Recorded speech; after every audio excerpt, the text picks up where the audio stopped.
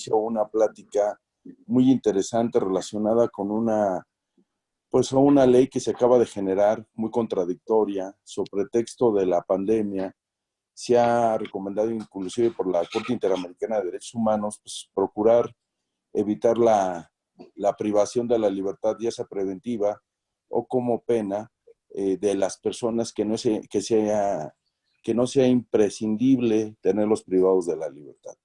Es la razón por la cual, después de hacer un análisis de la ley de amnistía reciente, aprobado este mes de mayo, ha generado una serie de situaciones y problemas interesantes porque hay voces encontradas. Primero, la voz oficial, que quiso manejarlo como una situación de despresurización de centros penales, pero después de la lectura de esta iniciativa y ley posterior, nos damos cuenta que es una ley que tendrá aplicabilidad aproximadamente en el mes de julio o agosto, si es que se inicia con esto, y terminará más o menos en el mes de diciembre, cuando esto procede. Ya que implica la creación de una comisión, y esa comisión, que no dice cuál será su formación, coordinada por la Secretaría de Gobernación, serían los encargados de recibir todas las promociones para liberar a las personas, principalmente por cinco delitos, que inclusive hay figuras que inclusive no tienen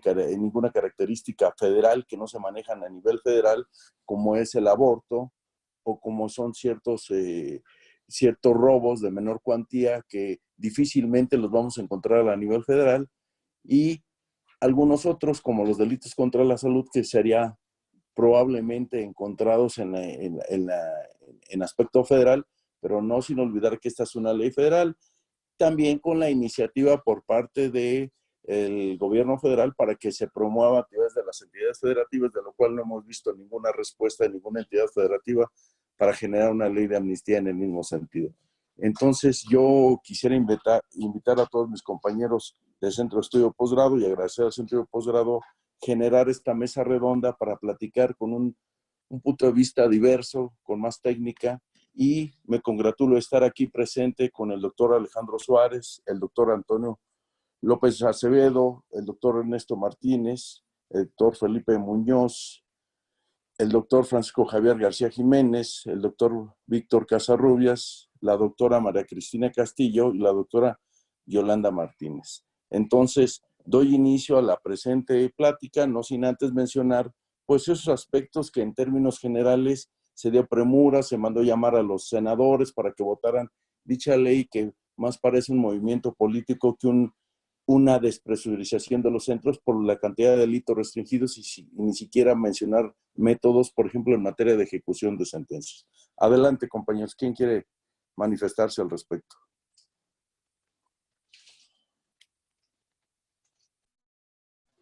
Muy buenos días a todos. Me permito hacer uso de la palabra de acuerdo a la invitación que el maestro Samuel nos hace en este sentido, agradeciendo también al Centro de Estudios de Posgrado, en relación con esta figura importante de la amnistía, y concuerdo en un punto muy importante con el doctor Samuel en el siguiente sentido. Esta figura de amnistía como tal, desde el 2019 fue incluida como parte del Plan Nacional de Desarrollo por la Presidencia. Curiosamente, en el tiempo que nos encontramos ahorita en esta pandemia, desde un enfoque de nivel tanto nacional como internacional, pues aparentemente ha caído como anillo al dedo al gobierno nacional, en función de que, si bien es cierto, formaba parte de ese Plan Nacional de Desarrollo, también es cierto que esto tiene algunas repercusiones, sobre todo de índole político, y no sobre la característica importante que sería el despresurizar los establecimientos penitenciarios y manejar lo que se establece propiamente en el artículo 18 de la Constitución. Tomando en consideración lo siguiente: si se hablara como una amnistía en términos generales, los delitos que se están estableciendo están limitados, y no sería una conformación tal y cual como lo podría establecer en términos generales el efecto de hablar de esa amnistía y el efecto de hablar del beneficio que pudiera otorgar el mismo, de conformidad con lo que la propia ley establece. Por lo tanto, entonces, más que nada, yo también lo vería como una cuestión de carácter político, dado que además hay una situación importante que nos dice que las prisas no son nada elegantes, y esta se llevó a cabo con una prioridad y con una prisa que dejaron a ver muchas características que son importantes el analizar cuando se dicta una ley de amnistía.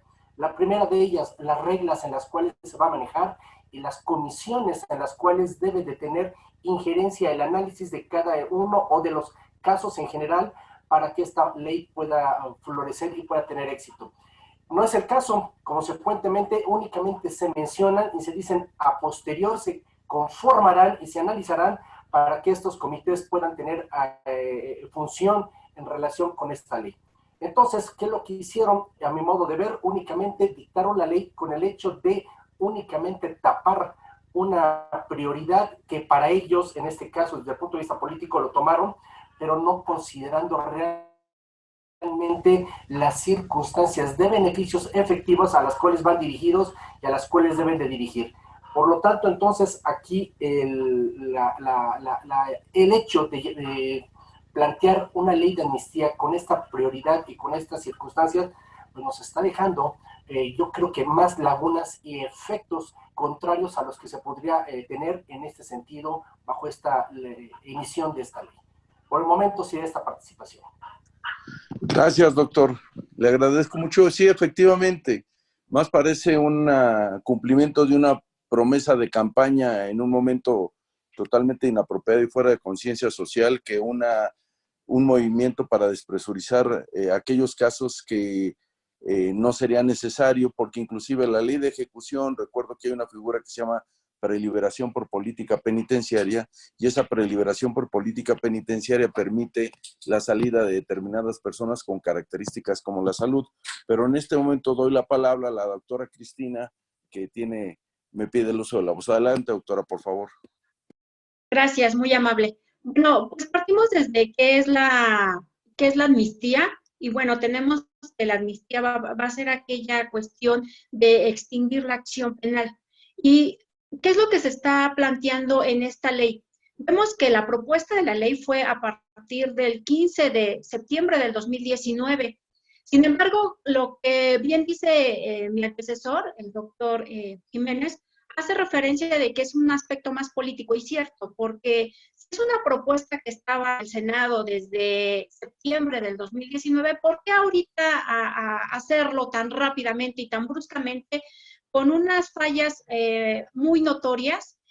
Cuando salió la aprobación, que fue el 20 de abril del 2020, bueno, algunas senadoras decían, bueno, tuvimos que hacer unas modificaciones a la propuesta que realizó el presidente de la República.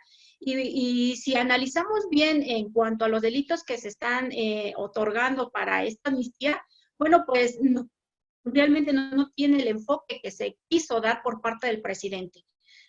Fue un aspecto político que quería aventajar para esta situación política que estamos viviendo ahorita actualmente en el país, y que realmente tiene muchos errores por parte de esta nueva ley en cuanto a la forma de cómo se va a integrar la comisión, y que el tiempo que va a tardar. Entonces, no se está dando el objetivo que planteaban los senadores al momento de que dice, con esto vamos a lograr esto. No se va a dar el objetivo. Sin embargo, ¿qué vemos en el sistema penitenciario? Estamos observando que sí, efectivamente ha habido varias salidas, pero no por esta ley, sino se ha dado las salidas por aquellos sustitutivos que sí existían, por aquellos beneficios que están establecidos en nuestra Ley Nacional de Ejecución. Entonces, no era necesario el que ahorita saliera esta ley. Y bueno, lo único que yo veo de una forma positiva, por así decirlo, en este ordenamiento legal, es de que se está incitando a que pues se pueda existir de manera local esa ley, esa amnistía por parte de manera local, porque de verdad de manera federal pues serían muy pocos los delitos que abarcarían, que realmente abarcarían, y que de acuerdo a cuando salió la publicación de la ley y que entró en vigor a partir del 23 de abril del 2020, bueno, vamos a observar que esta publicación y este debate que entró en toda la ciudadanía, porque dice, ¿cuánto tiempo vamos a tardar? No es aplicable, los delitos no son muy adecuados para que se pueda dar ese objetivo que se está planteando. Esa sería mi participación por este momento. Gracias. Efectivamente, doctora, sí es una situación que ya se tenía planteado tiempo atrás, se modificó en el Senado y ahorita, curiosamente, lo sacan como si fuera su pretexto de la amnistía con una distorsión total de la realidad. No genera ningún efecto, no vemos ninguna situación práctica, ni la vemos que se vaya a dar con la complicación para reunirse las personas. Entonces sí, definitivamente creo que de jurídico y de amnistía tiene muy poco y mucho de político. Doy la palabra ahora al doctor Antonio López y posteriormente el doctor Martínez Corchado, si es tan amable. Adelante, doctor. Bueno, ¿sí me escuchan? Bueno, ¿me escuchan? Perfecto. Perfecto. Buenos días, compañeros. Efectivamente, la ley de amnistía fue por la 62 legislatura del H. Congreso de la Unión, de acuerdo a su fundamento constitucional, de acuerdo al propio reglamento de la Senado de la República. Efectivamente, esta función está prevista en el artículo 92 del Código Penal Federal. Me voy a permitir leerla y dice: la amnistía extingue la acción y las sanciones impuestas, excepto la reparación del daño. Efectivamente, la amnistía es un perdón y es un olvido, es un acto muy delicado que no debe de tomarse con ligereza. El perdón, el olvido, el sin memoria y un olvido mutuo. Es decir, fíjense ustedes que es tan importante esta ley que desgraciadamente no van a tener reincidencia ni siquiera las personas que hayan cometido un delito. ¿Cómo podríamos desglosarla? Bueno, es una ley muy corta. Sin embargo, la segundo básicamente, ya que del cuarto en adelante solamente es forma. El fondo está en el primero y el segundo. Gracias a la ley de amnistía se recobra la libertad. Fíjense, llega inclusive a que las multas y los gastos pagados al erario deben de ser restituidos, imagínense. Y finalmente, los amnistiados, cuando cometan un nuevo delito, no van a considerarse como reincidentes. Es un olvido total. Es decir, impacta tanto a Secretaría de Seguridad Pública, a Procuración de Justicia, a Administración de Justicia y a Sistema Penitenciario.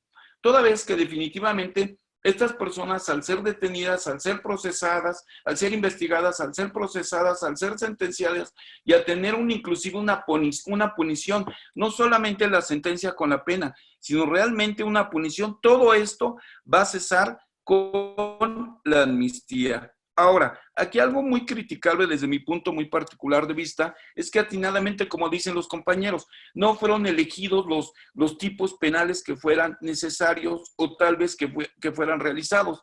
En la exposición de motivos de esta ley no encontré yo cuál era el beneficio social. Se habla de un beneficio social. Sinceramente, yo no encontré tal beneficio. La exposición de motivos se limita únicamente a describir por qué se realizó, pero en realidad no se refiere cuál es el beneficio que va a tener la sociedad. Entonces, cuando hagamos un análisis pormenorizado de esta ley, nos daremos cuenta que tiene mucha falta de técnica jurídica, que nos deja muchas lagunas, que lejos de crear certeza, crea una incertidumbre legal. Sobre todo, recuerden ustedes que los órganos fácticos, órganos jurídicos, al momento de aplicar la ley, si esta no es clara, va a generar muchísimas dudas y va a crear todavía mayor impunidad. Pero esto es muy delicado, sobre todo cuando habla de delitos relacionados con el trasiego de drogas. Este punto yo creo que es lo más importante, toda vez que las penas son a veces muy altas y van a ser olvidadas. Y estos sujetos, hay un punto más importante en esta ley. Yo no encontré ni en exposición ni en la propia ley algo que me hablara de la reinserción social, algo que me hablara de que estos sujetos, bueno, se les perdona, pero ¿qué beneficio tiene inclusive para los propios amnistiados? Es decir, no hay ninguno, no hay ningún tipo de beneficio más que un carácter, desde mi punto de vista, meramente político, con falta de técnica jurídica, creando muchas lagunas, creando mucha incertidumbre y finalmente no abatiendo tal vez el propósito que quería el señor presidente. Muchas gracias. Esa es mi participación por este momento. Gracias, doctor. Muy atinada, gracias, doctor Antonio. Muy atinada su observación y lo que menciona de delitos contra la salud me parece importante, porque cuando habla de delitos contra la salud Si bien es cierto que habla de cantidades un poco superiores a la tabla que corresponde de la Ley General de Salud, habla de una figura importante de la introducción o extracción de drogas del país, y también quiere enfocarlo un poquito a la razón de género para cuando las mujeres hubieran sido inducidas por sus parejas para que llevan a cabo este tipo de delitos. Yo he visto en la práctica algunos delitos de esas características que no tienen ninguna situación que pudiera favorecer a las personas que lo están cometiendo. Yo creo que hay que tener un poco de sensibilidad, y como bien lo menciona el doctor Antonio López, no se ve dos puntos importantes. ¿Cuál es el efecto de la reinserción? Y una cosa también trascendental. Cuando habla de la materia del robo, hay una figura que puede ir de la mano y que no veo con claridad, que es la reparación del daño. No se menciona con la reparación porque el Código Penal Federal señala claramente que la propia ley tendrá que manifestar cuál va a ser el resultado de la reparación del daño, y en esta ley vemos que tiene un absoluto silencio sobre dicho punto. Lo maneja un poco nebuloso, pero no deja con claridad, diciendo un derecho constitucional, un derecho fundamental contemplado en el 20 constitucional apartado C. Se me hace muy delicado cuando toca delitos de carácter patrimonial que no se mencione acerca de la reparación del daño. Doy la palabra al doctor Martínez Cochado, si nos hace el favor, doctor. Sí, muchas gracias a todos, buen día. Aquí el punto fundamental es comentar básicamente que la situación que tenemos que analizar ya está planteada. Básicamente, no nada más se habla de un silencio absoluto en la cuestión de reparación del daño, sino también debemos enfocarlo a una falta de política criminal. México tradicionalmente ha carecido de política criminal. Aquí tal parecería que se escogieron tipos delictivos que no tienen un impacto social importante, que más bien parecería un pago de lo que vendría a ser un apoyo político, pero no un beneficio, como ya se ha mencionado. Además, aparte de eso, hay una inconstitucionalidad total en todo este ordenamiento, porque va chocando básicamente contra la Ley General de Víctimas, porque al final del día la reparación del daño es una situación que atiende básicamente a un interés de orden público que protege el interés de la víctima potencial, de la víctima directa o de la víctima indirecta en su caso. Y este silencio lo hace básicamente plantearse como una inconstitucionalidad de esta ley, porque aparte de que carece de política pública, ¿verdad? No lleva a ningún beneficio de carácter social, pero lo más importante es que afecta básicamente el patrimonio de las víctimas, y esto trasciende directamente contra el apartado C del artículo 20 constitucional. En principio sería mi participación, doctor Samuel. Gracias, doctor. Sí, efectivamente, doctor. Sí, hay una carencia, hay una falta de claridad en materia de la reparación del daño, y como bien lo señala, ¿qué va a pasar el día después cuando no se menciona o se quiera dejar en libertad o se deje en libertad a una persona? Ya que es un derecho constitucional que tienen las víctimas, podrán ir al amparo en contra de la ley, o el amparo por el caso ya específico. Sí, hay varios cuestionamientos acerca de esa figura. Toca el turno al doctor Hugo Muñoz. Si nos hace favor, doctor, su participación. Sí, ¿me escuchan? Gracias. Antecediendo a lo que nos dijo el doctor Ernesto, que en nuestro país hemos carecido de fundamentos de teoría política, de política criminal, perdón, y me permito citar, criticando a esta ley de amnistía, que es al vapor, que tiene tintes políticos, que es una ley a modo para generar clientelismo. Y el clientelismo no es algo que sea nuevo para nosotros como ciudadanos mexicanos. Cuando Eugenio Raúl Zaffaroni cita, o los define, mejor dicho, al poder punitivo, el poder punitivo es el que se ejerce o deja de ejercer el Estado cuando tiene por objeto no reparar el daño o detener el proceso lesivo en curso o inminente. Es decir, aquí no entra un esquema reparador. Entonces el discurso que maneja esta ley, pues más bien parece de un melaganómano.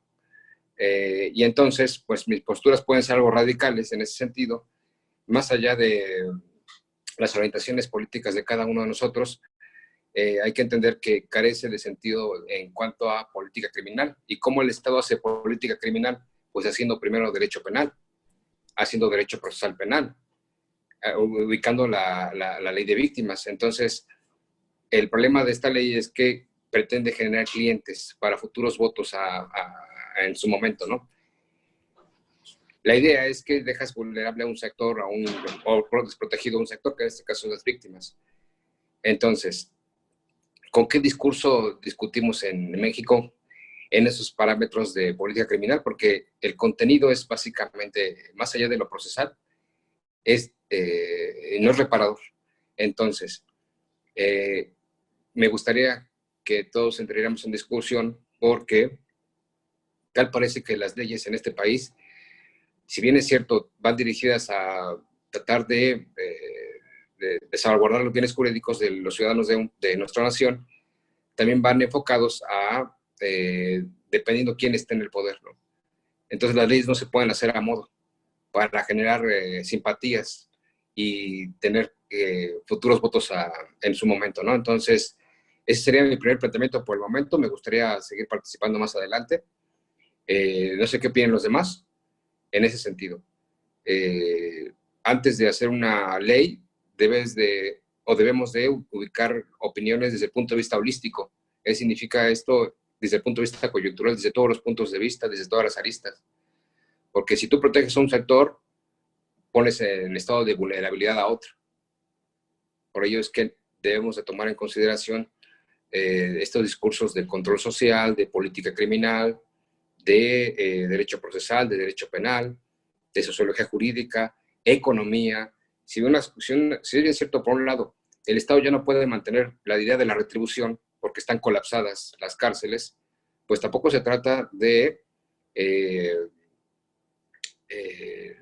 por sobretexto de una cuestión de salud que puede estar por encima de cualquier otro bien jurídico, el tiempo que se va a llevar son 60 días. En 60 días ya se contagiaron todos. No es trata de una ley, sino de cuestiones logísticas operativas, tras de desconcentrar en este momento a los de menos peligrosidad, pero a la voz de ya. No hasta que entren los organismos que van a tratar de sustanciar todos estos procedimientos de quienes son aptos para la amnistía o no. Ese sería por el momento todo, doctor. Gracias, doctor. Yo también quisiera replantear, porque, por ejemplo, hay un delito que me parece, yo podría decir que risible y cuestionable, el infanticidio específico, lo que llaman homicidio en razón del parentesco, le quieren dar un tinte de la mujer que mata a su hijo. Hay una figura en el Código Penal de la Ciudad de México que es un infanticidio específico, que yo creo que lo quisieron llevar hacia allá. Ese se me hace un poco delicado por la naturaleza de la conducta.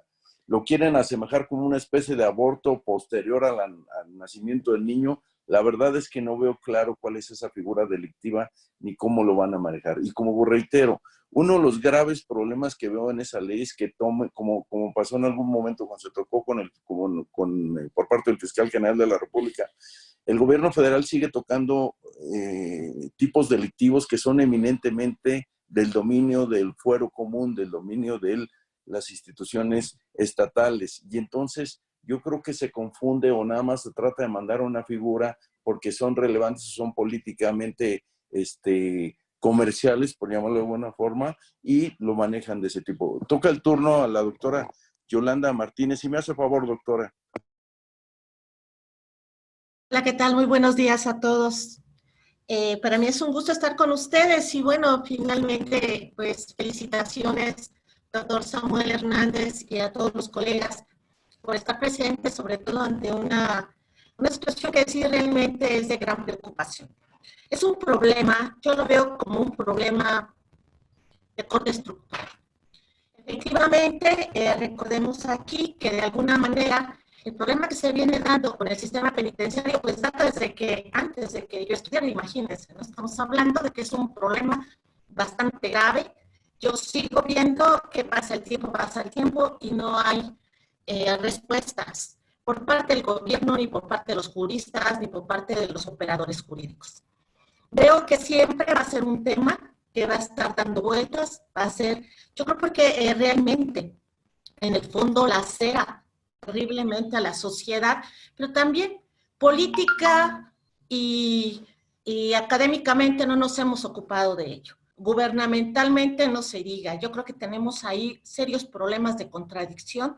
Siempre los he manifestado en mi clase. Definitivamente la reinserción social es inalcanzable. Partimos desde ese hecho, lo que es real y lo que no es real. Entonces, hablar de que definitivamente estamos en el otorgamiento de este tipo de medidas, pues vamos a saber precisamente de que la reinserción social pues prácticamente está quedando anulada. ¿Qué sucede con ello? Que bueno, pues también lo veo que aún pese a las reformas que se hicieron en el 2008 y con posterioridad con la creación de la Ley Nacional de Ejecución Penal, pues tampoco se hizo nada. Este tipo de medidas solamente han servido precisamente para hacer lo que se pretendía en el 2008, despresurizar las cárceles. Efectivamente, hay una falta de planeación estratégica político-criminal, definitivamente. La política criminal que se crea en México se establece a partir de la falta del uso de la técnica, de los principios que regulan el derecho penal, como el derecho a castigar y como la última razón del Estado. Definitivamente considero que también, al menos por un criterio que acabo de leer de la Suprema Corte de Justicia de la Nación, solamente el único encargado en nuestro país de hacer o crear o hacer política criminal es la política legislativa, pues es la Cámara de Diputados, la Cámara de Senadores, el Congreso de la Unión. Entonces, no da cabida, no se da como política pública, pero tampoco con la aplicación o revisión previa técnico-jurídica para que ésta pueda ser posible o realizable. Empezando primero por la armonización legislativa. Y yo creo que a partir de ahí poder realmente considerar o ponderar si es factible que determinados delitos puedan ser susceptibles de esta figura. Yo creo que estamos en unos momentos muy críticos donde finalmente sí hay oportunismo político, estoy totalmente de acuerdo, pero también yo he visto, ¿no?, que no se ha dado una verdadera atención al sistema penitenciario. Si no me equivoco, el sistema de justicia penal cuando empieza su implementación y sobre todo la capacitación para los operadores jurídicos, olvida, como siempre, a todos los custodios o a los guardias de seguridad que resguardan las instituciones penitenciarias. Entonces vemos que sí es un problema bastante grave, pero lo más triste es qué va a pasar cuando salga esas personas a la calle. A mí me preocupa. ¿Por qué? Porque dicen, estamos ahorita en cuarentena, estamos frente a una pandemia y sin embargo se siguen cometiendo una gran cantidad de delitos. ¿Qué va a pasar cuando estas personas salgan y vean que prácticamente la ciudad está paralizada? ¿Qué va a suceder cuando ahorita están despidiendo a una gran cantidad de personas? ¿Qué va a pasar cuando ellos se supondría que tendrían que salir bajo a una sociedad que les pudiera recibir en unas condiciones perfectas para que se pudieran desarrollar socialmente y no volver a cometer actos delictivos? A mí sí me preocupa mucho, pero yo creo que independientemente de esto, sí precisar, para mí hay una falta de estrategia político-criminal para la atención de todos estos temas. Política criminal, claro que sí hay, pero no la adecuada. A eso me refiero. Quienes nos están dictando las medidas legislativas en este ámbito, para empezar, no son abogados. Y no desconozco quiénes sean sus asesores, pero definitivamente es triste que se siga dando. No nada más ahorita con este grupo parlamentario que es el que predomina, Morena, sino esto se ha visto reflejado durante años y años. Creo que a lo mejor estamos llegando a nuestra peor época, pero yo creo que sí, ahí sería muy importante también, y quiero pensar, ¿no?, que en estos momentos podrían estarnos ganando algunas teorías conspiracionistas que por ahí han existido. Y finalmente, ¿por qué? Porque estamos presenciando una situación de la pandemia que está pues prácticamente aplicándose en todo el mundo. Amnistía Internacional al respecto ha considerado la importancia de tomar en consideración el hecho de que las personas que están privadas de la libertad se encuentran en una condición de vulnerabilidad.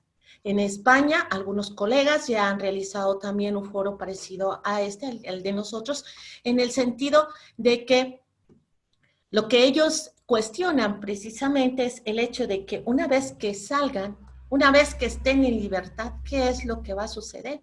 Las condiciones sociales que estamos viviendo de aislamiento, ¿son las convenientes, son las adecuadas? Entonces, yo creo que son muchísimos aspectos que se deben de considerar y efectivamente también ver que en América Latina, a diferencia de Europa, también tenemos unos rasgos diferentes. Y también atendemos a esos intereses yanquis o de Estados Unidos, que son los que nos están imponiendo, pero ya ahora no nada más ellos están tomando el control, sino también Rusia y China. Entonces, yo creo que aquí hay que ver también lo que hay detrás de estas medidas, porque junto con la ley de amnistía nos hablan, por ahí me llamó la atención, yo creo que sería un tema interesante, ¿no? De 300 universidades públicas que se van a crear. ¿Cómo van a trabajar? Y nos hemos preguntado de dónde provienen, quién las va a respaldar, cómo se van a dar, si realmente ahorita tenemos un problema donde los 3 sectores principales del Estado, donde es la relación entre lo social, lo público y lo privado, pues se está fracturando. Vemos que una gran cantidad de empleos, al estarse perdiendo, forman parte de la mayoría del sector privado. Entonces, ¿cuáles son las condiciones económicas también reales de nuestro país? Yo creo que son muchos aspectos y bueno, pues por mi parte me gustaría que se pudiera sentar en la mesa también, o no sé, quizás para posteriores diálogos como este, el tema de cuál es el impacto que tiene, por ejemplo, para nosotros los académicos, sobre todo en la enseñanza de este tipo de situaciones que estamos viviendo, que son una realidad social, pero que no podemos resolverlas desde el discurso. Tampoco podemos estarlas apoyando desde el aspecto de quizás la forma en cómo tradicionalmente se vienen solucionando las situaciones y que devienen de la modernidad. Estamos frente a una situación cuyas bases ya no pueden ser tratadas ni abordadas desde un derecho tradicional. Es abrirnos a nuevas formas de interpretación y sobre todo de valoración integral. Porque finalmente las decisiones políticas siempre se van a estar respaldando en el ámbito jurídico. ¿Para qué? Para que sirva como fundamento. Eso no quiere decir que necesariamente sean las cortes. Entonces yo aquí también considero que son varios los temas, ¿no? Como la argumentación que en un momento dado se utiliza para poder justificar lo que al final, cuando sale y precisamente es alimento de este debate, nos permite a nosotros encontrar todas las debilidades. Pues por mi parte, continúo aquí. Muchísimas gracias por la atención. Gracias, doctora. Muy interesante su posición. Y yo cedo para la siguiente parte de la conducción al doctor Hugo para ver si nos hace favor de conducir para que se vuelva mucho más dinámico. Y doy la palabra en este momento al doctor Víctor Nava, que me la pidió. Por favor, adelante. Sí, buenos días a todos. Un gusto estar aquí con ustedes y también a la invitación de Centro de Estudios de Posgrado por ello. Y mi opinión sí es un poquito contraria a varios de los que me antecedieron, porque la ley de amnistía no es un tema nuevo ni novedoso en México. Tenemos más de 12 leyes que se han creado en la historia de México y el punto tal vez en el debate sí sería, ¿era el momento oportuno para que saliera? Y la respuesta es no. De ahí, el contenido de la norma tendría que ser una materia de análisis más profundo, porque vamos a partir de la exegesis de por qué una ley de amnistía. O sea, ¿cuál es la naturaleza? Para empezar, ¿es una ley política? Sí. Todas las leyes de amnistía siempre han sido políticas, ¿eh? Todas. Ninguna ley de amnistía que se ha creado a lo largo de la historia, en cualquier parte del mundo, ha venido de situaciones jurídicos penales como lo están tratando o de cuestiones procesales como lo analizan. Y, por ejemplo, podemos poner dos casos que fueron muy importantes en México. El propio Benito Juárez, que el que está considerado el mejor presidente de México, tuvo una ley de amnistía. Él perdonó a los que se voltearon contra él en la época de su periodo. Hubo una ley que él estableció. Hablemos de la de 1994, la de Carlos Salinas de Gortari. Perdonó al ejército zapatista. Entonces, ¿la ley de amnistía es una ley política? Sí, es una ley política. Ahí no tendríamos que generar una cuestión de debate en el sentido de política criminal, de política penitenciaria, de política social. ¿Por qué? Porque para ellos tenemos leyes diversas, leyes completamente diversas. Bien lo referían, Eugenio Raúl Zaffaroni establece cuál tendría que ser la tendencia de delitos o la penalidad de delitos que tendría que hacerse. México está muy lejos de la realidad internacional en penas. ¿Qué establecen las penas europeas? Penas máximas de 10 años. En México las máximas tenemos de 140 años. O sea, no podemos pensar en una política de reinserción, no podemos pensar en una política social o de reintegración de la sociedad si el individuo va a estar 40 años, 50 años, 60 años. Ese es un derecho de odio. El derecho de odio tiene que desaparecer totalmente para empezar a ver una circunstancia distinta a lo que se plantea. Bien, ahora, nada más otra acotación. La ley de amnistía sí llegó a la Cámara de Diputados el 18 de septiembre del 2019 y ellos la remiten hasta el 11 de diciembre del 2019 a los senadores. ¿Dónde radica el problema con los senadores? ¿Esta ley de amnistía pudo haber sido benéfica el día de hoy? Sí, solo sí, los senadores la hubieran analizado y revisado en diciembre. ¿Por qué? Porque si estamos hablando de un margen de 4 o de 5 meses, hoy ya se estaría empezando a aplicar y tendrían que estar saliendo esas personas, esos grupos vulnerables, porque también hay que analizar un aspecto muy importante. Es una ley para olvidar el olvido a las mujeres. Las mujeres, para olvidar a los indígenas, para olvidar a los grupos, a los jóvenes que fueron captados por la delincuencia. Esos son los 3 grupos etarios que tendría que tomar esta ley en análisis para poder llegar a una conclusión de atender que sí tiene un aspecto benéfico. En lo personal, yo sí estoy de acuerdo. En la ley sí. Que se haya sacado en este momento, no. Que se utilizó como estándar político, no estoy de acuerdo. Que tiene un fin político, sí, tienen toda la razón. Que tendría que haber momentos distintos de análisis, que se quedó muy corto en el contenido de los delitos y que hay más grupos vulnerables olvidados, sí, también estoy completamente de acuerdo. Que la mayoría de los delitos son del fuero común, también estoy totalmente de acuerdo. Que se pensó, que se mandó un mensaje errado a la sociedad diciendo, con ley de amnistía vamos a dejar a muchas personas en libertad, es el peor mensaje que se pudo haber mandado. No es cierto, por ley de amnistía no se va a dejar en libertad a personas y ni mucho menos se va a despresurizar las cárceles. Es una cuestión completamente distinta. Ya lo tocaron, para eso tenemos Ley Nacional de Ejecución de Penas. Que no se aplique esta es otra cuestión. Ahí son temas muy distintos y que no solamente son consecuencia del juez, sino que es un completo esquema de autoridad penitenciaria, de fiscalía, pero que eso no te conlleva a una circunstancia de generar impunidad.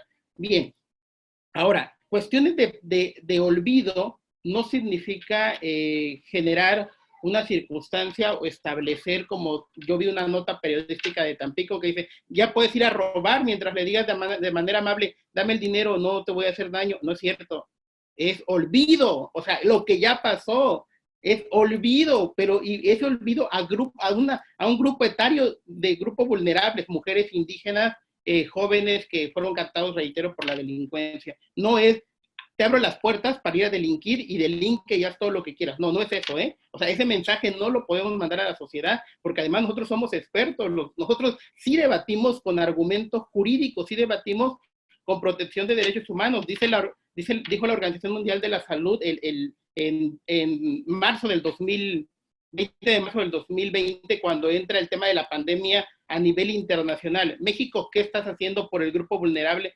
denominado preso? Y claro, los inteligentes políticos que tenemos en México dijeron, vamos a mandar este mensaje. Se aprovecharon. Es cuestión política, sí, se aprovecharon. Pero de ahí que te conlleva una circunstancia de sanear o de establecer un problema penitenciario que llevamos arrastrando por los tres estados de sistema que hemos tenido: regeneración, readaptación y reinserción. Ese problema siempre lo hemos tenido. No es la solución de esta ley, y nos queda claro. No es la solución todas las propuestas que se han hecho hoy en día. No, la solución del tema penitenciario lo encontramos en la Ley Nacional de Ejecución de Penas, y sería también perfecto y bonito hablar un foro sobre ese tema, que también tiene circunstancias propias. Y por último, el tema de la reparación del daño, el 5 de la ley, se convierte en lo que siempre ha sido la reparación del daño. La reparación del daño siempre ha sido un olvido en México. ¿Hasta cuándo se ingresó el concepto de reparación del daño en la Constitución? ¿Hasta qué momento se ingresó el apartado C de la Constitución para tocar a las víctimas? O sea, la víctima siempre ha sido un olvido. Ese es un tema que sí duele, y duele muchísimo. Pero el 5 de la ley de amnistía sí prevé que el tema de reparación de daño va a quedar vigente. Señores, la realidad de México es que la reparación de daño no se paga. Tenemos una ley de víctimas que es letra muerta. Pusieron a gente encargada de la comisión de víctimas que no entiende el concepto víctima, que no analiza el tema revictimización. Pero todos los estándares no conllevan, o no hay un choque, desde luego, con el concepto de amnistía. Amnistía viene del tema del olvido, su propio nombre lo dice, y ese olvido partiendo del respeto de derechos humanos de personas que no se les dio el acceso a la justicia, respetando el debido proceso. Gracias.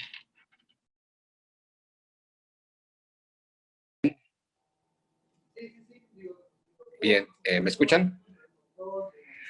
Gracias, doctor Covarrubias, por su aportación. Efectivamente, coincido con usted cuando dice que la ley de amnistía no es nueva. En 1879, como bien dijo usted, ya Benito Juárez había aprobado si no es la primera. Después, en el 68, con la Liga 22 de septiembre y precisamente con el ZLN después. Coincidimos con usted, le agradezco mucho su participación. Y me acuerdo de una cuestión axiológica del derecho, ¿verdad? Donde se preguntan qué son los valores en la escuela neocantiana de Baden. Y lo interesante de ahí, porque básicamente está rodeado de una serie de valores, los valores no son, sino que valen. La pregunta es, ¿para quiénes valen? Y la otra pregunta es, ¿quiénes hacen que valgan? Para que exista una verdadera reparación del daño en un país donde hay poco o nulo poder adquisitivo para reparar el daño. Pero bueno, le agradezco mucho, doctor Covarrubias, su acertada participación. A continuación vamos con el doctor Alejandro Suárez. Le damos uso de la voz. Adelante, doctor Alejandro. Y después sigue el doctor Alejandro Acevedo. Por favor. Bien, muchísimas gracias. Gusto en verles. Comentarios, pues, que generan sobre todo la reflexión, porque para eso estamos aquí. He escuchado la mayoría de los comentarios que coinciden sobre una misma línea. El comentario del doctor Víctor Casarrubias me parece muy interesante, la óptica a través de la cual lo ve. Sin embargo, por ejemplo, su servidor se une a los comentarios que hasta este momento la mayoría ha manifestado. Considero una verdadera pena que en este momento estemos platicando sobre una ley que se ha establecido con base en los términos que ya nos dimos cuenta se llevó a cabo. Y considero una pena porque tanto se ha trabajado en el Estado mexicano para crear y fortalecer la institución del Estado de Derecho, para que de manera, pues, oportunista se aproveche una norma con estas características. Creo que hemos batallado muchísimo los mexicanos para salir adelante y la materia penal no ha sido la excepción. De tal manera que al día de hoy, la ley es dura, pero es la ley, establece un principio general del derecho y como tal se tiene que llevar a cabo. Entonces, veo un tinte político, como acertadamente lo establece el doctor Víctor, sin duda alguna. Sin embargo, considero que debimos haber aprovechado la experiencia, la historia. Desafortunadamente, no valoramos y no aprovechamos la ventaja que tuvimos en comparación con otras entidades internacionales al momento en el cual surge la pandemia. Y eso ha generado precisamente una norma con estas características. Una norma que considero a título muy personal, en lugar de generar certeza jurídica, genera todo lo contrario, una incertidumbre para mí brutal. Una incertidumbre que lamentablemente va a permitir, con base en una facultad discrecional, determinar cuáles son aquellos casos que se deben hacer acreedores al beneficio. Estaba revisando la ley de amnistía y, por ejemplo, veo en cuanto a los delitos contra la salud, uno de los requisitos que plantean es la situación de pobreza. ¿A qué tipo de pobreza nos referimos? No sé si sea la pobreza económica, la pobreza espiritual, la pobreza emocional, ¿qué tipo? Porque cuando se comete una conducta antisocial delictiva, sin duda alguna, es reflejo de un tipo de pobreza, la económica, la emocional. Sin embargo, considero que a día de hoy el legislador se ha quedado muy corto y desafortunadamente para mí ha aprovechado este momento para sacar o para publicar una ley con estos elementos. En lo personal, considero lamentable. Coincido con la mayoría, los tiempos no van a alcanzar. Al día de hoy se está, pues, creyendo por parte de las autoridades sanitarias que la pandemia para nosotros se va a combatir en un 100% por ahí de septiembre. Ese ha sido un cálculo matemático de una universidad de Singapur, junto con las estimaciones que logran obtener las autoridades de la Organización Mundial de Salud. De tal manera que al día de hoy, pues bueno, creo que como estandarte político finalmente cayó muy bien, pero dudo mucho que se obtengan los resultados que de alguna manera se han preestablecido con base en esta norma, lo cual lamento porque tuvimos un tiempo muy importante para concretar una norma seria, para concretar una norma con limitantes específicos que permitieran a la autoridad actuar de alguna forma. Ahora, tenemos la Ley Nacional de Ejecución Penal, como tantas veces lo han mencionado, con unos beneficios preliberacionales muy específicos. Por eso la ley es dura, pero es la ley y como tal se tiene que cumplir. Desafortunadamente, al día de hoy, hay quienes en la alta esfera política mexicana se aprovecha sin duda alguna la situación y yo creo que finalmente este es producto de una situación que beneficia a algunos cuantos con base en una incertidumbre jurídica, aprovechando el momento en el cual estamos viviendo, tanto político, jurídico y sanitario. Por el momento, es lo que quiero manifestar. Muchas gracias. Pues le agradecemos al doctor Alejandro Suárez su aportación y que nos hace reflexionar sobre, tal parece que en este país no tenemos memoria. Si bien es cierto, ya habían existido otras leyes de amnistía, pues habrá que ponerse a pensar quién está a la cabeza del poder punitivo y cómo lo use. En consecuencia, no hay que olvidar nuestro pasado, porque quien olvida su pasado, como bien dicen los que saben, está condenado a repetirlo, ¿no? Sobre todo el modelo de operar de la mayoría de quien está en el Congreso. Gracias al doctor Alejandro por su valiosa participación. Ahora vamos a dar el uso de la voz al doctor López Acevedo. Adelante, doctor López Acevedo. Mire, quisiera puntualizar y tomar algunos aspectos, tanto del doctor Víctor como del doctor Alejandro. Nuestra cultura se caracteriza por tener una falta de cultura jurídica. Lo que dijo atinadamente el doctor, lo que salió publicado en una revista, es porque las leyes tan importantes como estas y como muchas más, yo recuerdo el código, antes de crear el Código Penal Nacional, se hizo un código procesal único con el que se trató de legitimar. ¿Qué es legitimar? Legitimar es dar a conocer a la sociedad una ley nueva, darle los aspectos que tiene, los beneficios, y se crea toda esta gama de incertidumbres, de malas apreciaciones, porque jamás se legitiman las leyes, porque este proceso de dar a conocer a la sociedad es muy importante y lo olvidan nuestras autoridades. Por otro lado, efectivamente la reparación del daño es algo fundamental. No es tocado con el debido cuidado en esta ley, pero es un requisito sine qua non para que se dé la amnistía. De no ser así, se tendría por olvidada a la víctima del delito. Eso es fundamental. Recordemos, por ejemplo, cuando surgió en 2008 los MASC, métodos alternativos de solución de conflictos. Decían, qué bueno, ya se va a solucionar de otra forma. Sí, espérame. Nada más que un requisito también es la reparación de daños y perjuicios actualmente. Entonces esto no debe quedar como que nada más es la amnistía para los administrados, no, debe de ser la reparación del daño a la par. No podemos olvidar a la víctima en este caso.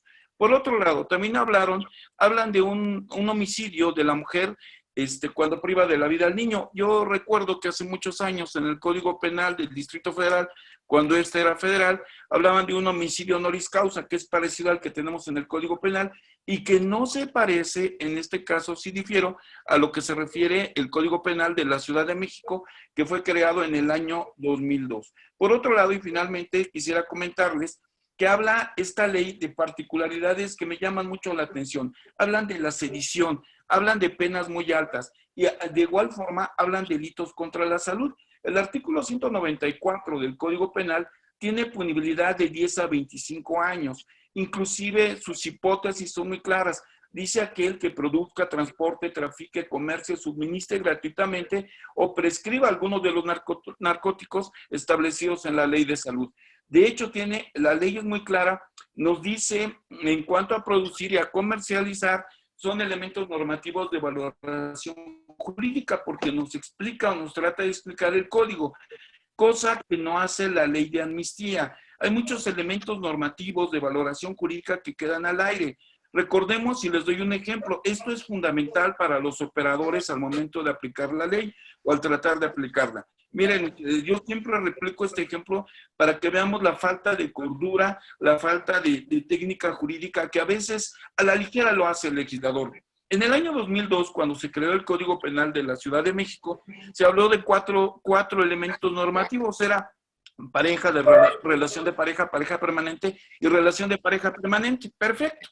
Nada más recordemos que todo lo que se impugna en otra ley debe de pasar por el derecho civil. Y en este caso, nunca el derecho civil te habló de lo que es pareja. De tal suerte que los operadores, hasta el día de hoy, yo no sé qué haya, hablan de relación de hecho, ya, pero ya no hablan de pareja. Entonces, cuando tú marcas algunos elementos y no dices a qué te refieres, pues el operador va a andar pensando para uno o para otro lado y tal vez los dos tengan o ninguno tenga la razón. Entonces nosotros como operadores jurídicos del sistema debemos de tener un conocimiento exacto y así como también nosotros, repito, se debería de dar a conocer a la sociedad en general a qué se refiere esta ley, cuáles son los beneficios. Yo comparto completamente lo que dijeron los antecesores en el uso de la voz, donde dice que hay grupos vulnerables, que se va a beneficiar a ellos. Me parece muy bien, pero hay que darlo a conocer. Por un lado y por el otro, hay que tomar en cuenta que también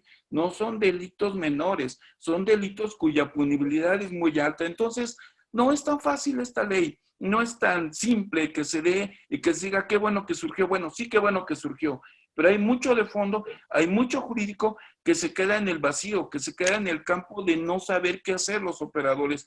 Por eso la trascendencia y la importancia de foros como estos para empezar a estudiarla, para empezar a preocuparnos cómo la vamos a aplicar de manera adecuada y cómo va a tener y qué alcance va a tener cada uno de sus preceptos. No es nada más decir está bien o está mal, no, eso es lo mínimo. Tenemos que desentrañar el sentido y cada una de las partes para que se pueda entender. Muchas gracias, licenciado Hugo. Muy amable, doctor. Gracias. Ok, muchas gracias, doctor López Acevedo. Coincido con usted y eso también sucede, lo que nos está planteando por a veces la confusión que hay entre los conceptos de poder jurídico y poder punitivo. En ese sentido, pues es altamente especializado el conocimiento al momento de que usted nos habla de los elementos normativos, ¿no? Entonces, yo creo que quien crea la ley no debe de tener orientaciones partidistas, sino los alcances realmente del bien común. Le agradezco mucho su participación, doctor López Acevedo. A continuación, le damos uso de la voz al doctor Nava. Adelante, doctor Nava. ¿Se encuentra por ahí? Si no está, pues le daremos el uso de la voz al doctor Ernesto Martínez Corchado. Sí, muchas gracias. Yo únicamente quisiera puntualizar dos temas que me llaman mucho la atención y que son peligrosos en un momento determinado derivados de esta ley. Y ese es básicamente el concepto de a qué se le denomina grupos vulnerables. Decía nuestro buen amigo el doctor Víctor Casarrubias que se van manejando cuestiones de grupos vulnerables, de cuestiones de género y demás. La pregunta es, ¿todos los delincuentes también pudieran ser algún grupo vulnerable tal cual lo pretende manejar, como bien lo dice también el doctor Víctor, el tema de la reconciliación nacional? Hay un apartado relacionado con la sedición, pero lo que se está criticando aquí básicamente es que se están involucrando tipos penales que son del foro común con tipos penales del foro federal que nada tienen que hacer con una cuestión de amnistía, que es reconciliar nacionalmente las políticas diversas de los grupos que han sido antagónicos en las urnas y que ahora tienen que caminar hacia el mismo punto. Aquí hay una gran confusión. En esta ley en particular, a mi modo de ver, existe una gran confusión de lo que son grupos vulnerables por un lado, lo que es la competencia federal con la competencia del Foro Común, porque de hecho en los transitorios se establece que la Secretaría de Gobernación invitará a las legislaciones locales de las diferentes entidades a legislar al respecto. Pero la pregunta es, ¿van a legislar sobre qué? Ahí es donde regresamos al tema de que falta la política criminal. Decía la doctora Yolanda, sí hay, pero está mal aplicada. Yo quisiera pensar que estamos hablando del mismo tema cuando se dice no hay, porque en realidad si la hay, y al estar mal aplicada, pues implica que no hay una verdadera política criminal. Entonces, aquí yo he encontrado ya en la práctica diferentes inquietudes de gente que está privada de su libertad y que en un momento determinado pretende suponer que esta ley es selectiva, es discriminatoria. Por ejemplo, robo simple hasta 4 años de prisión, como se menciona, cuando hay delitos, por ejemplo, que no se tocaron y que están específicamente excluidos, ¿verdad? Como es el caso del abuso de confianza, la cuestión del despojo, que aquí es donde hace falta la aplicación de la política criminal. ¿Qué tipos delictivos están incidiendo de manera reiterativa en la conducta social para que el verdadero control social que debe ejercer el Estado se vea beneficiado con este tipo de olvidos, como bien lo menciona Víctor, ¿verdad? Y no en un momento determinado vamos a olvidar por olvidar, sino vamos a olvidar con un fin social, con un beneficio para la colectividad y no únicamente quererle dar. Aquí me parece que la palabra más adecuada es el oportunismo. Esto viene desde el año pasado, ¿verdad? Por razones de orden político se trabó, no salió a la luz, y ahorita que se presenta la pandemia, le quieren dar ese carácter como que es para esa situación, cuando en realidad esto es el pago de un apoyo de orden político, y aquí estamos hablando de una reconciliación nacional, pero selectiva, que es lo que es criticable. Sería todo de mi parte, doctor. Gracias, doctor Ernesto. Valiosa su participación, lo que me hace recordar que, como también lo comentó la maestra Yolanda, la doctora Yolanda, el oportunismo. Y me recuerda a la República Balear de brasileña o al patriarcado peruano o al porfiriato mexicano, y ahora con el modelo que según nuestro presidente dijo que le vino como al niño al dedo, esta pandemia. Tal parece que estamos ante esperemos que me equivoque, ¿verdad? A lo mejor lo que voy a decir es muy grande, muy escandaloso, una oligarquía. Pero bueno, a veces las pretensiones de partidistas van en contra de las políticas públicas y precisamente de la política criminal. Gracias, doctor Ernesto, por su participación. Le damos el uso de la voz a la doctora Cristina. Si me escucha, adelante, doctora. Gracias. Gracias por la intervención. Bien, pues yo quisiera retomar sobre la amnistía y sobre su naturaleza jurídica para partir de ahí a ver el análisis de la misma ley. La naturaleza jurídica de la amnistía, pues no es que se vaya a derogar una ley o un tipo penal, es más bien una revaloración de los hechos. que por esas prácticas políticas, política criminal, se les concede una absolutoria que determina una completa impunidad. Buscamos que la finalidad de esta amnistía va a ser básicamente la tranquilidad de la sociedad. Es decir, hay un problema político y se tiene que dar la tranquilidad. Por eso es que se crea la amnistía.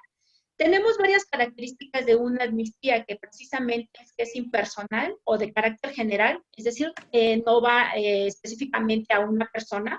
Es de carácter objetivo, pues es para todos los intervinientes de ese delito y que se den esas características con base a cómo se dé la promulgación. Asimismo, como que busca evitar, busca más bien la tranquilidad social. Eso es lo que busca como característica principal de una amnistía.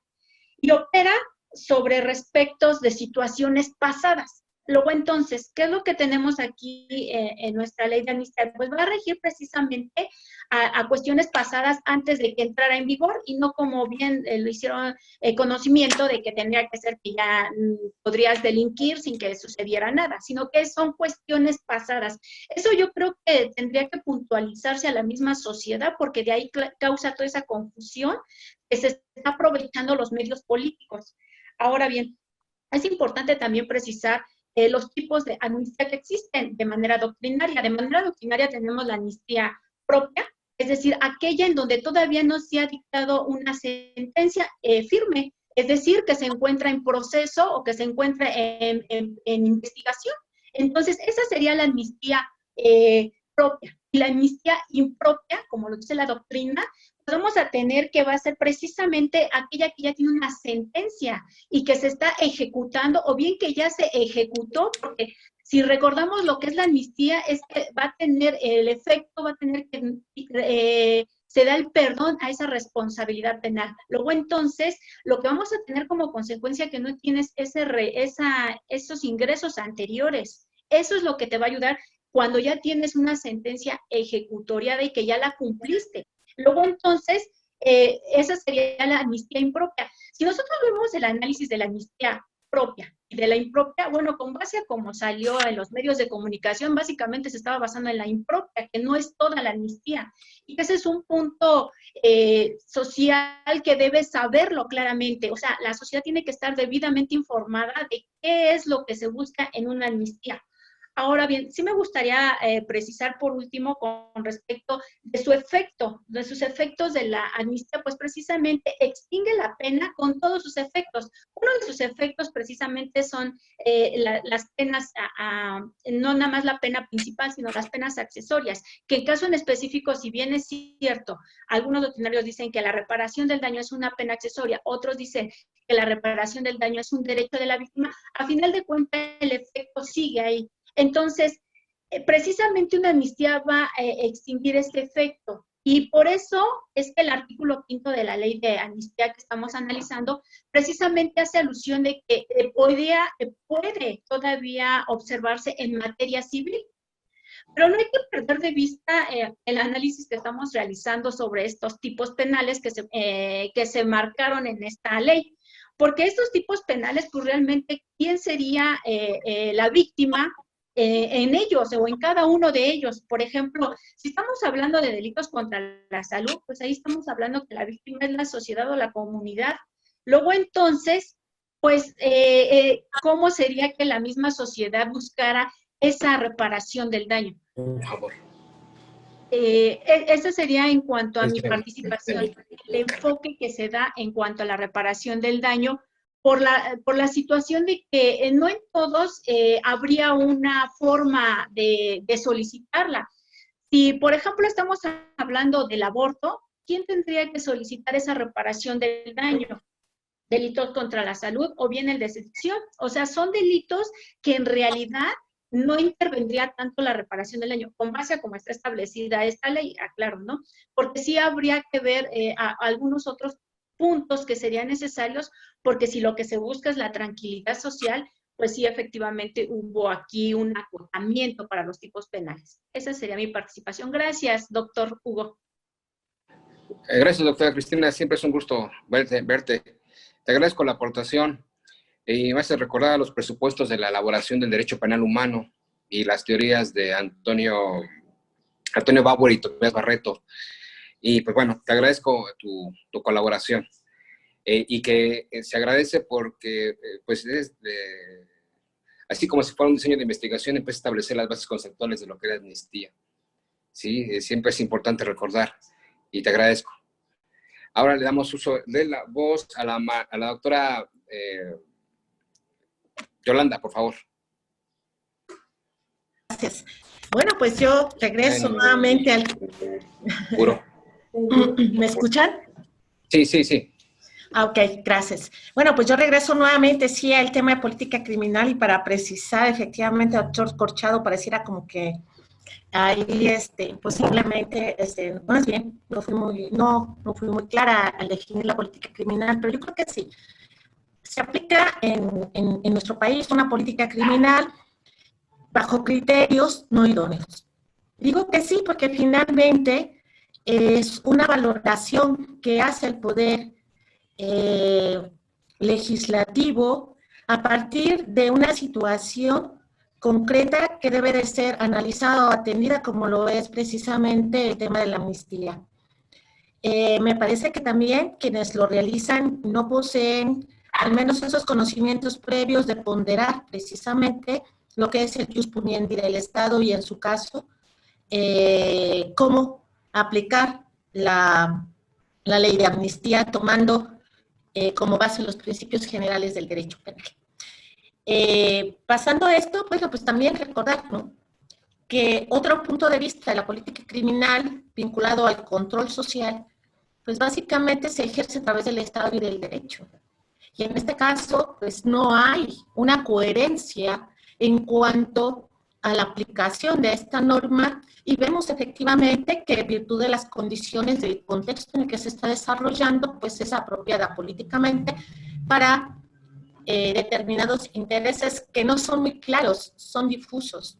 No sabemos exactamente cuál es el bien jurídico que en un momento dado se quiera proteger, hablando socialmente en cuanto a esta forma o esta visión de protección a la sociedad. También me queda muy claro que hay un abismo entre el ser y el deber ser. Podemos aquí quedarnos a hablar muchísimo de lo que quieran desde el punto de vista teórico del tema de la reparación del daño. Sin embargo, el tema de la reparación del daño se ha centrado siempre en la falta de una ejecución del mismo. No se puede ejecutar. ¿Por qué? Porque no lo podemos analizar desde un punto de vista aislado, desde el ámbito jurídico penal como lo pretendió Kelsen. Pero Kelsen nos dio grandes elementos importantes para entender que finalmente la reparación del daño se encuentra vinculada con los aspectos económicos que vive nuestro país. Y también con la posición que tiene el Estado bajo una connotación que dentro de esta posmodernidad seguimos o sigue planteando todas las formas de estructura y de organización bajo un esquema de Estado benefactor o paternalista. Esto que implica que el Estado no se va a responsabilizar por el pago de la reparación del daño.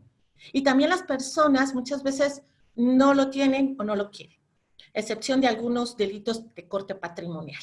Pero yo creo que aquí es muy importante también, y algo que me parece que debemos empezar a tomar en consideración, es que cada caso, cada situación debe de tener una contextualización específica, como lo marcaban hace rato, si se refiere al ámbito federal y de las entidades federativas, porque cada uno tiene connotaciones importantes y diferentes que se deben de atender. No podemos seguir generalizando. Es a eso cuando yo me refería precisamente el que existe, o sea, una carencia de planeación estratégica político-criminal. Y en este caso, penitenciaria. ¿Por qué? Porque también no estamos hablando de cifras. También incluso cuando lo queremos nosotros enfocar al tema de la vulnerabilidad, dentro de un contexto de derechos humanos, la vulnerabilidad, pues por lo regular se dejamos a grupos especialmente vulnerables en el ámbito social, pero acá las personas privadas de la libertad también tienen una condición específica. ¿Qué sucede? Sí, yo sé que tienen derechos humanos, yo sé que ellos deben de tener mejores condiciones de vida dentro de la cárcel, pero también las condiciones sociales en las que estamos. O sea, a mí me da terror pensar en que van a salir, que porque tienen sus derechos humanos, sí, claro que sí, pero me da terror pensar en que van a estar en la calle. ¿Quién no ha vivido un asalto? ¿Y qué va a pasar ahí si no se toma en consideración esta situación? Si son personas que se dedican al narcotráfico, siguen haciendo daño y aun cuando ellos demuestren una situación de pobreza, pues ¿qué va a suceder? Aquí el problema, y yo lo veo también como ciudadana, y aquí no me voy a poner ni me voy a asustar, porque finalmente yo también conozco la historia de los derechos humanos y podemos entender que ha caído en una gran contradicción también la prodefensa de los derechos humanos. Tan es así que vemos que existen dos formas de protección a los derechos humanos para aquellos, sí, del fuero común, como aquellos que se encuentran precisamente dentro de cuyos delitos se encuentran registrados dentro de una ley contra la delincuencia organizada. Entonces, yo creo que aquí es muy importante que vayamos nosotros ponderando a partir de los casos concretos. Yo sé que sí está un estado de vulnerabilidad siempre y cuando pues nos estamos rigiendo bajo ese estado benefactor. Y los derechos humanos, lamentablemente, en esta situación y en estos momentos, están en una situación de crisis. Entonces, yo creo que por eso les comentaba al final de la intervención anterior, es importante repensar el derecho. Entender, como lo dice Zygmunt Bauman, que ahorita estamos dentro de una posmodernidad líquida, donde ya todas aquellas situaciones de certeza y seguridad jurídica que nos dio la modernidad prácticamente se están desvaneciendo. Ya no es la misma forma de pensar y aplicar precisamente la ley o las normas. Tenemos que salir a veces de esa rigurosidad y quizás encontrar mecanismos mucho más factibles, pero dentro de unas decisiones razonadas, que sean armónicas, pero que sean objetivas reales, cimentadas en contextos y en cifras objetivas. Pensamos nosotros, sí, dentro de cierto penal hay personas que están realmente o pertenecen a estos grupos especialmente vulnerables, como son los jóvenes, los adolescentes, los niños, las mujeres, las personas indígenas o migrantes, pues sí, pero hay que diferenciarlas, ¿no? Entonces yo creo que también ahí nos obliga a nosotros como académicos, pues tener mayor precisión en toda esta serie de situaciones, pero sobre todo, yo siempre voy a seguir insistiendo, ¿no? Vayamos más allá de la teoría, sino confrontarlo con nuestra realidad. Una realidad donde nosotros debemos responder también socialmente a las personas. ¿Por qué? Porque a veces el derecho y nosotros como juristas nos alejamos de esa sensibilidad, de esa situación diaria. No es lo mismo viajar en auto que estar viajando en transporte público. Lo podemos ver, son visiones diferentes. Entonces, yo también es ahí donde pongo mucho énfasis, ¿no? Yo creo que los juristas también debemos de ser investigadores sociales y contrastar esas ideas y todo eso que nos ha nutrido, que nos ha hecho crecer, que nos ha dado, nos ha permitido tener una perspectiva, confrontarlo con el mundo y con la realidad. ¿Qué es también lo que está sucediendo afuera? ¿Qué es lo que puede esperar la sociedad de todo esto? Porque efectivamente, como lo decía hace rato la doctora María Cristina, ¿no? No estamos informados como sociedad. Los que tenemos ya una preparación, tenemos acceso a cierto tipo de información y vamos formando un criterio. Pero ¿qué pasa? No se le informa a la sociedad, pero nosotros también. Entonces, ¿de qué manera podemos hacerlo? Bueno, por mi parte es todo. Muchas gracias. Gracias, Hugo. Yolanda, estamos de acuerdo con usted, hizo que me acordara del doctor Augusto Sandoval y de José Blas Altamirano, Oscar Correas. Gracias. Y la diferencia entre control social consensual y control social conflictual. Eran excelentes debates en aquellos tiempos en la FES Acatlán y la FES Aragón. Bien, le damos uso de la voz al doctor Víctor Covarrubias y les pido a todos, si me están escuchando, que sean para ir reduciendo tiempos y que a cada uno les demos de 1 minuto y medio o 2 para sus conclusiones. Por favor, doctor Víctor, adelante. Yo entiendo las posturas de cada uno de ustedes y es lo bonito de una mesa académica, ¿no? Que hay posturas diversas. Sin embargo, yo reitero, creo que la epistemología del tema de amnistía es muy clara. Y citaríamos a Dworkin cuando él creo que nos traería mucha luz en este momento, cuando creo que estamos analizando un parámetro únicamente desde el punto de vista legal. Y no olvidemos que la propia ley te dice que el último que tendrá la palabra va a ser un juez de amnistía. O sea, ni siquiera se ha establecido si va a ser un juez de ejecución, si va a ser un juez de control. No hay, ese debate ni siquiera se ha llegado. Tendrá que ser un juez, y recordemos cómo lo dice Dworkin en sus obras, cuando habla sobre el juez Hércules, ¿no?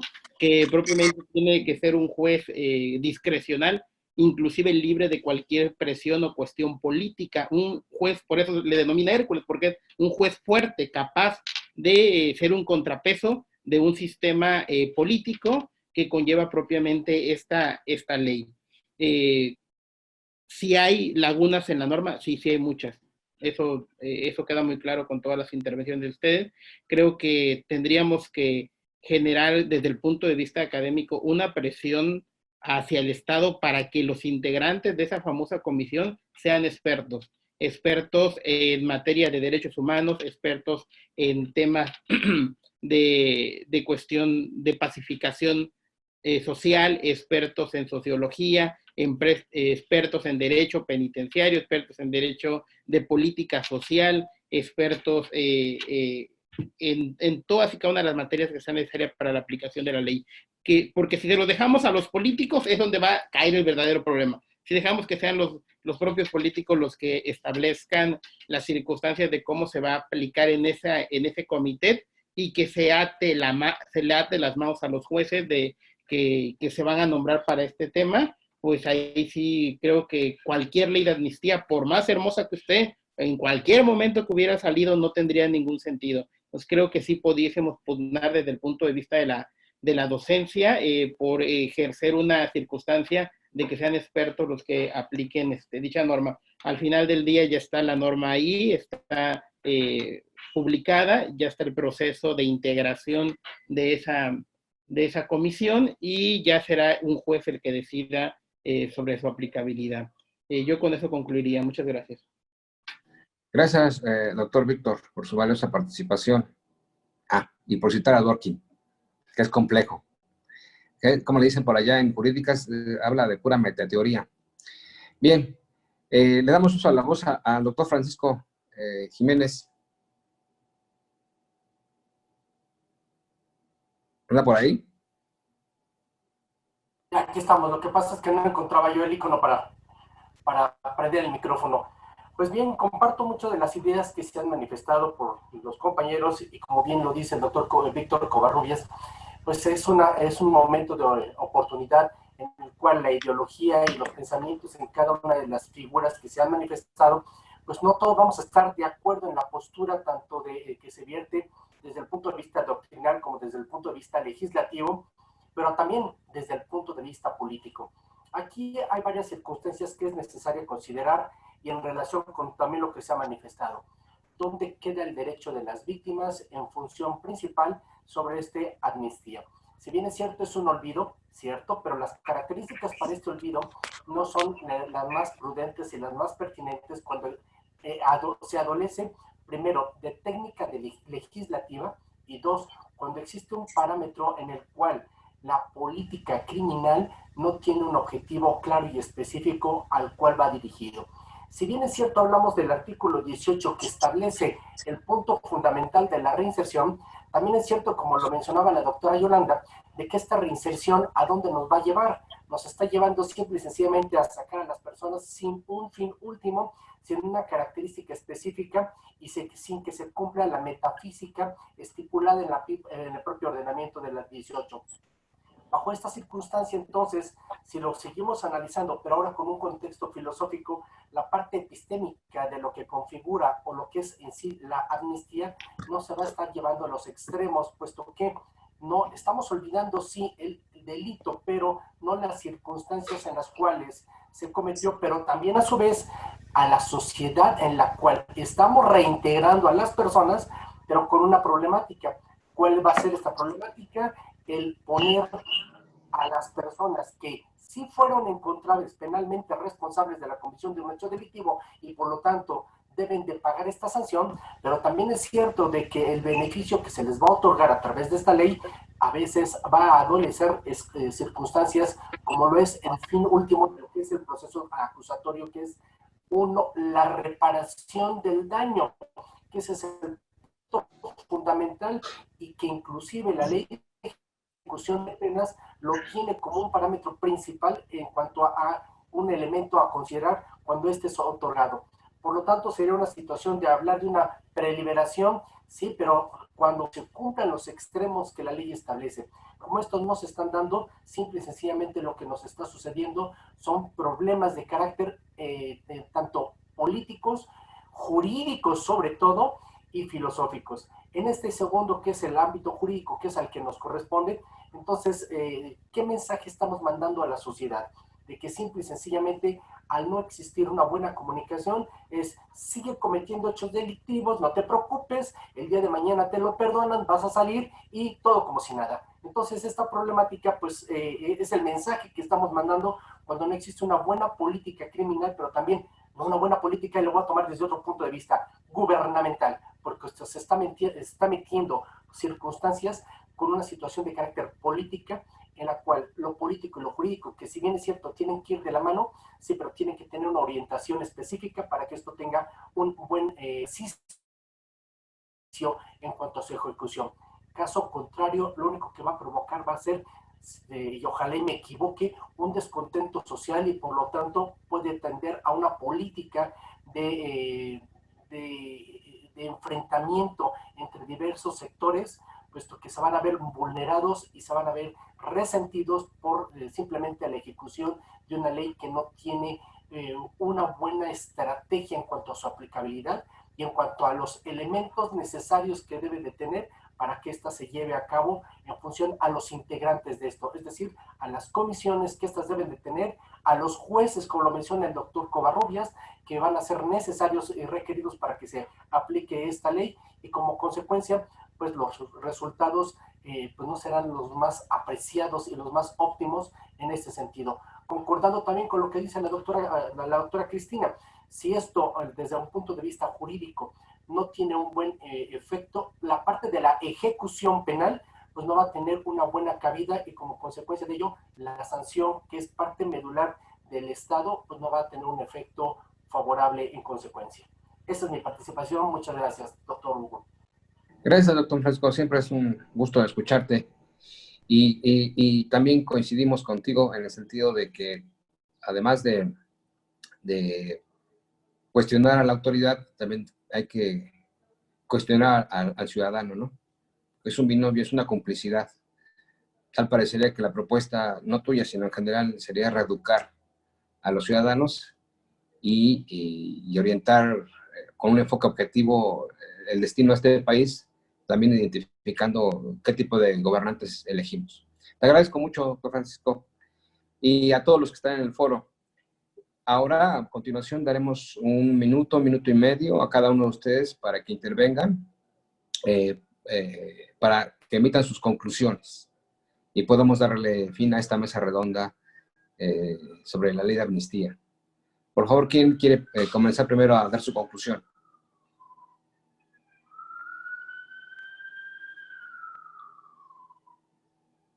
Por el chat me pueden escribir quién es el primero o quién quiere intervenir, o si quieren dejarlo con 4 participaciones, se les agradecerá, compañeros.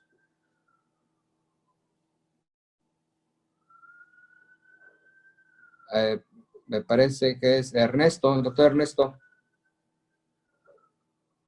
Sí, Hugo, compañero, Gracias. básicamente, pues después de todo lo que hemos expresado, hemos escuchado de cada uno de ustedes, y además finalmente que prácticamente todos hemos coincidido en la esencia de los puntos que hemos tratado, únicamente manifestar en lo personal una preocupación que me resta, que es en el sentido de que esta invitación que se hace a partir de la Secretaría de Gobernación, que es la que maneja la conducción política del país, a los congresos locales para que emitan en todo caso las legislaciones locales al respecto, que veamos cómo se da, si esto es realmente siguiendo un verdadero beneficio a la sociedad, donde se toca, aunque sea indirectamente, la posibilidad de despresurizar las cárceles en función de la pandemia, o si se va a utilizar para un clientelismo político. Recordemos que estamos próximos a diferentes eventos de carácter político en cada una de las entidades federativas. Si esto es así, entonces se seguirá ahondando cada vez más, no nada más lo que hemos comentado y la problemática de esta ley, sino que se seguirá haciendo más grande el clamor popular de que esto realmente funcione como tal. Muchas gracias, doctor. Muchas gracias a todos. Gracias, doctor Ernesto. A continuación le damos uso a la palabra a la doctora Cristina. Sí, Cristina, doctora Cristina. Sí, gracias, gracias. Bien, bueno, yo para concluir terminaría con una reflexión hacia lo que es la amnistía en esta ley.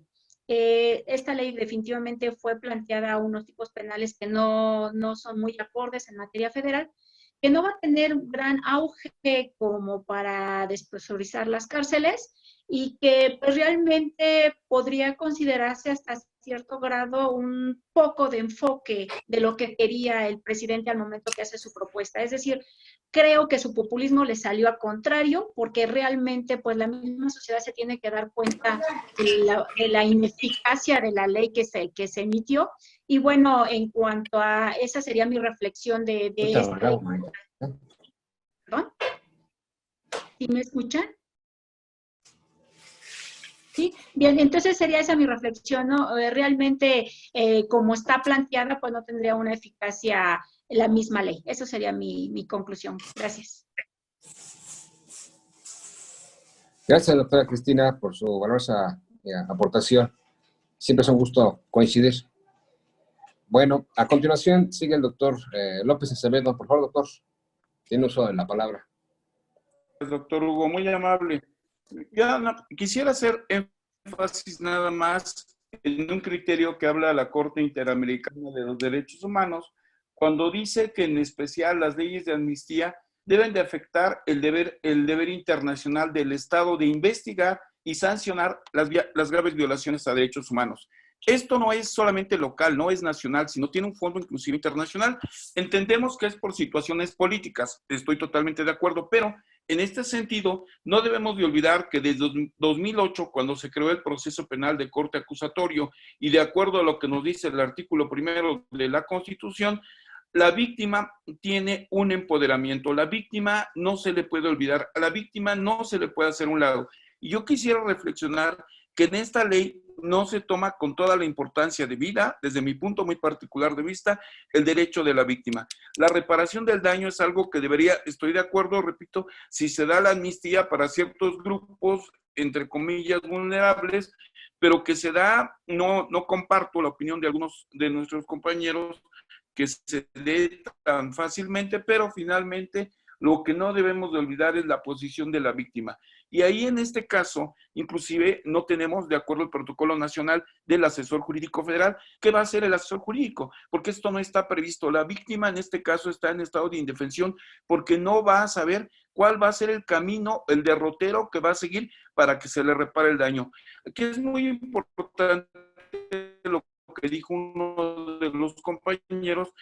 El juez que determine tiene que velar por la seguridad de la reparación de la víctima. De no ser así, esta situación quedaría anómala y quedaría realmente trunca y no se daría tal cual como debe de ser una amnistía debidamente expresada. Muchas gracias, doctor Hugo, muy amable. López Acevedo, siempre también es un gusto verle. Igualmente, doctor, es un placer Gracias. estar con usted. A continuación le damos uso de la voz al doctor Víctor Covarrubias y por último al doctor Alejandro Suárez. Adelante, doctor Víctor. Gracias a todos. Yo concluyo bajo dos razonamientos. El primero, no era el momento para una ley de amnistía. Eso me queda claro. no era el momento, es una ley que tuvo que haberse analizado de manera consciente, de manera más amplia, para que de verdad tuviera el fin que busca, que es la protección de grupos olvidados en un proceso judicial, penal, donde no hubo un debido proceso.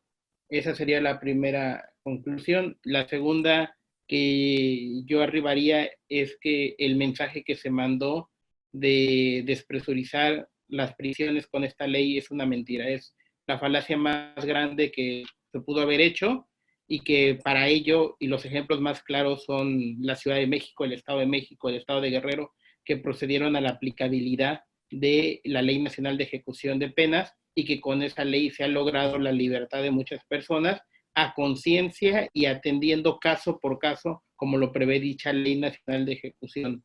Y ya, bueno, por último, ojalá que los jueces que tengan que definir la aplicabilidad de esta ley, como lo dice el doctor Antonio López Acevedo, sean esos jueces, como lo dijo Dorkin, que sean unos jueces de Hércules.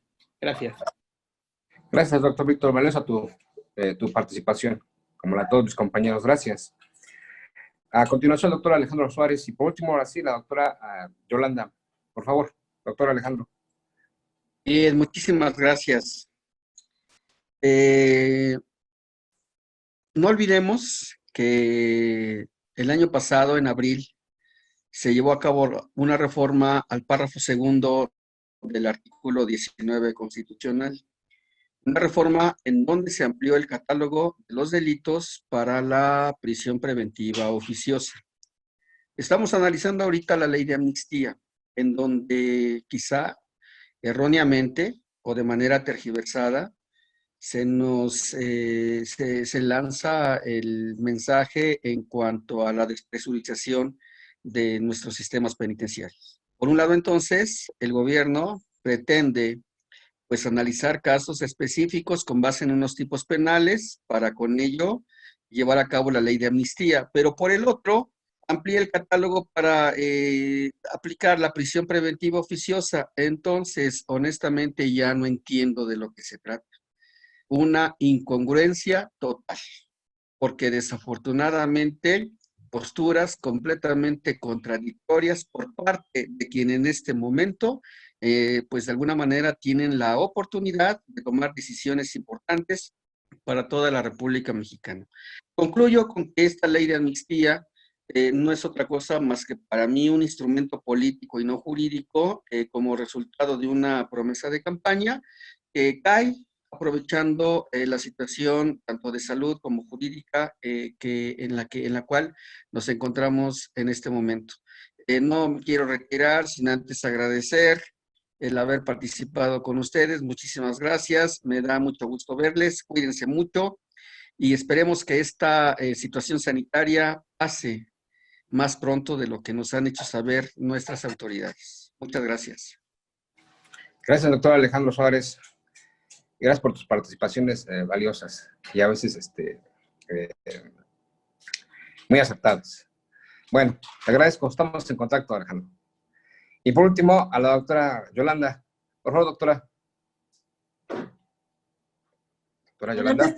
Sí, ya. Muchas gracias. Gracias, doctor Hugo. Pues muchas gracias a todos. Yo, pues sí me gustaría hacer esta reflexión final, sobre todo agradeciendo a cada uno de ustedes las aportaciones que han hecho. ¿Qué me llevo de esta reunión? Prácticamente, pues, un gran aprendizaje. Y con ello, bueno, yo puedo sintetizar lo siguiente, de acuerdo a lo que hemos conversado, ¿no? Pues la ley de amnistía no es la idónea en el contexto actual. Refleja la debilidad de un sistema penitenciario.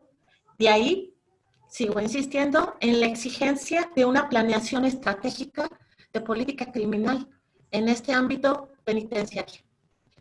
Una reinterpretación o ponderación de los derechos humanos que deben prevalecer ante este tipo de decisiones que se vayan a implementar. ¿Por qué? Porque es importante, retomando precisamente a Robert Alexy, la ponderación entre principios y reglas es muy importante. En muchos aspectos, los aspectos procedimentales carecen de esa ponderación previa, esa valoración de los principios constitucionales. ¿Y qué es lo que realmente estamos protegiendo? ¿El interés social o el interés de las personas que están involucradas en estos temas? Desde mi punto de vista también es muy importante, me parece que va a seguir siendo un tema que va o que refleja la ausencia de transparencia en cuanto a la designación de las personas que van a estar a cargo. Por lo que le decimos, ojalá y así sea, pues sí, partimos de un acto de buena fe, que puedan retomar o puedan estar las personas idóneas, las más capacitadas y las especializadas.